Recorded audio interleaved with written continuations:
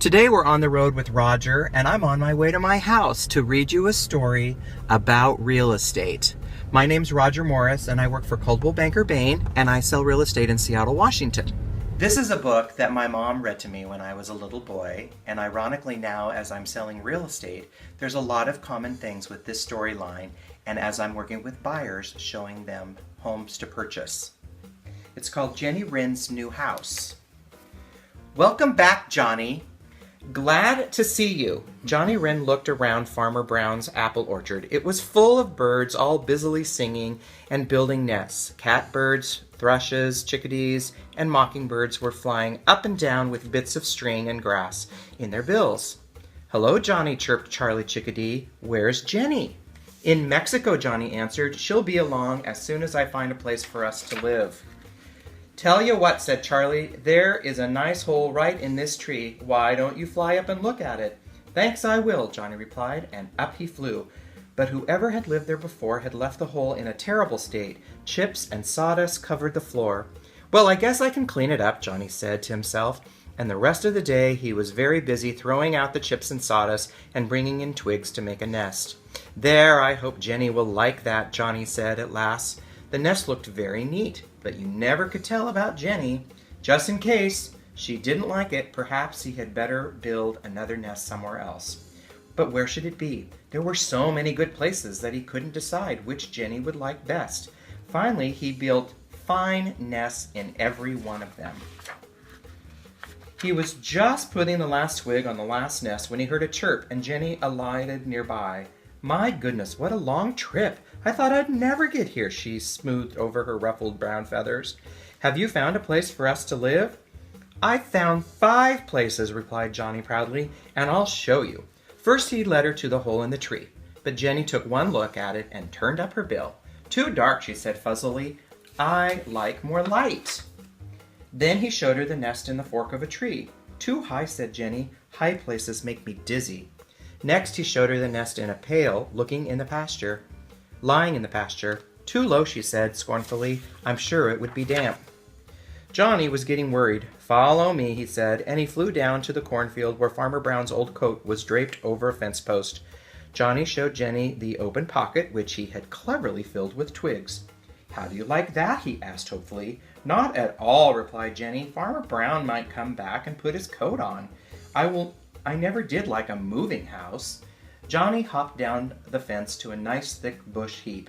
"Here is the perfect place for our nest," he said, but before he could show her the one he had built, a bright-eyed snake glided out of the tall grass. The 2 little birds darted swiftly away. "Well," said Johnny, when they were safe, "I guess that won't do it either." "Never mind, dear," said Jenny, for he looked very sad. "Perhaps we can find a place near Farmer Brown's house. Then if we run out of food, I can borrow a bit from him. Let's fly over to the yard and look." So they flew over the yard and up and down around the white farmhouse.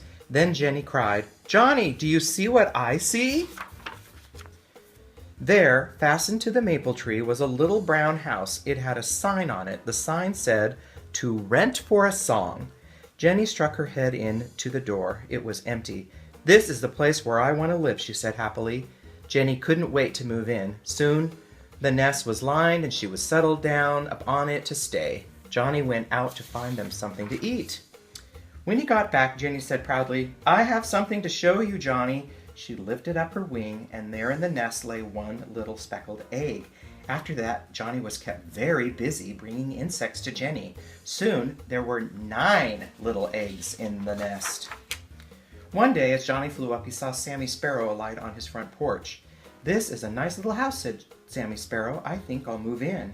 "You can't," said Johnny bravely, for Sammy was bigger and very mean. "It belongs to us."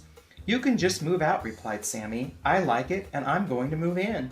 And with that, he put his head through the tiny hole. Jenny shrieked for help. Sammy pushed further into the hole. Then suddenly he began to shriek too, for he was stuck. The hole was too small for his fat, round self.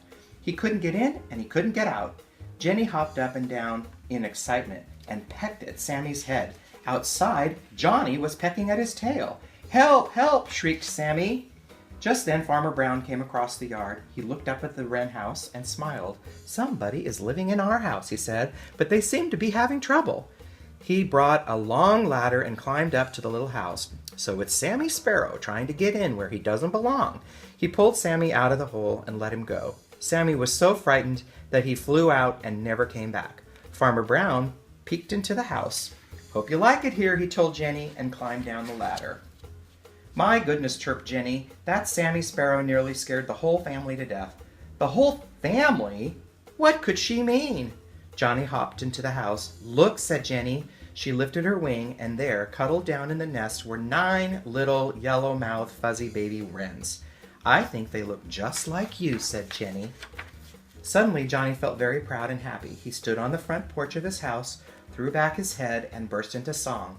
And Farmer Brown thought he had never heard a sweeter song anywhere than the one that Johnny sang outside Jenny Wren's new house. So that's what house hunting is like, and similar to my story that I had as a child. Thanks for coming on the road with Roger, and I look forward to hearing from you and maybe your stories down the road. Thanks for coming.